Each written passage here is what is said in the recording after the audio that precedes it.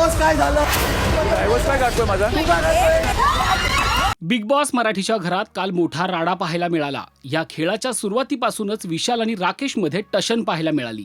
विशाल वारंवार राकेशला टार्गेट करत होता. अखेर काल त्यांच्यातील वादाला भयानक वळण मिळालं. काल नॉमिनेशन टास्कमध्ये राकेशने विशालला नॉमिनेट केलं. यावेळी विशाल माझ्या पर्सनल आयुष्याविषयी चर्चा करत असतो अशी तक्रार राकेशने केली. राकेश बापटसारखे मालाड स्टेशनवर 100 लोक उभे असतात असं विशाल तन्वीला म्हणाला होता. एवढंच काय तर प्राजक्ताकडेही राकेशच्या वैयक्तिक आयुष्याविषयी त्यानं चर्चा केली होती.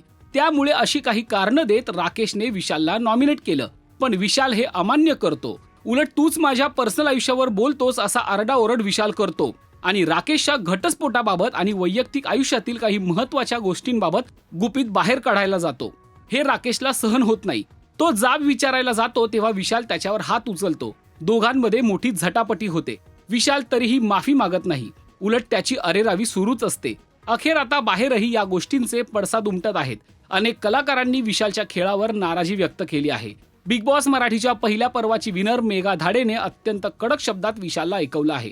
विशाल, तू लोकांच्या एज विषयी बोलतोस हे चालतं, पण तुझी एज ही पर्सनल आहे कारण तू खोटारडा आहेस. तुझ्या वयाविषयी देखील तू खोटं बोलला आहेस.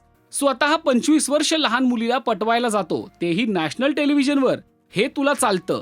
तर राकेशची एक्स पत्नी रिद्धी डोगरानेही विशालच्या कृत्य माफीलायक नसल्याचं म्हटलं आहे. एवढंच काय तर बिग बॉस मराठीतून बाहेर आलेल्या करण सोनावणे याने देखील विशालबद्दल मोठा खुलासा केलाय. राकेशच्या पर्सनल आयुष्याविषयी विशाल बोलतो हे त्यानं सांगितलंय. राकेशला जास्त डोक्यावर चढवू नका. त्याचे बाहेरचे किस्से काढले तर त्याची वाट लागेल. विशालने अत्यंत खालच्या पातळीवर जाऊन राकेशबाबत काही इशारे केले असा व्हिडिओ करणने शेअर केला आहे.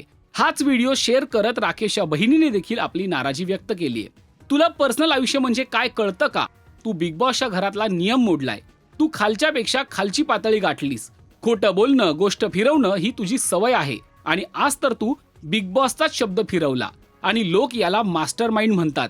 याला बिग बॉसच्या घरात राहण्याचा अधिकार आहे का? अशा शब्दात राकेशच्या बहिणीने विशालचा समाचार घेतलाय.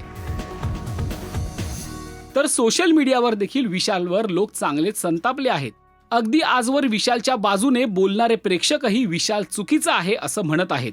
बिग बॉसच्या नियमानुसार विशालला घराबाहेर काढलं पाहिजे असं अनेकांनी कमेंट करत सांगितलं आहे.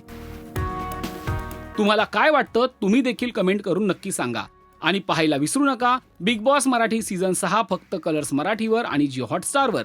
तसेच बिग बॉस मराठीचे सगळे अपडेट्स पहा फक्त आणि फक्त राजश्री मराठी शोबजवर.